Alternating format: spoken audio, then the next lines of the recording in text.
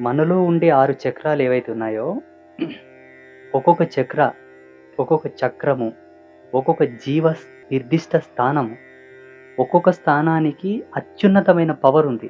మన బాడీనంతా ఒక తక్కెట్లో పెట్టి, ఆ బాడీతో కూడిన జీవుడిని ఒక తక్కెట్లో పెడితే ఎంతనో, ఒక్కొక్క చక్రాకి అంతకు 100 రెట్ల లెక్క పవర్ ఉంటది.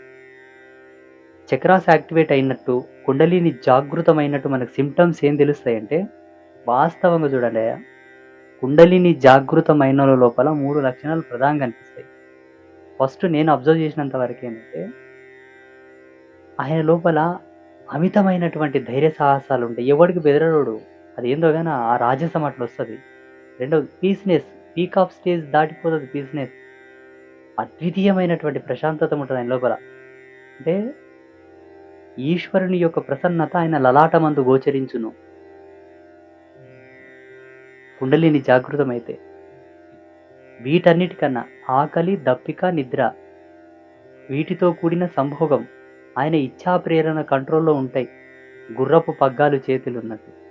మౌలికంగా ప్రాథమికంగా ఉండే లక్షణాలు.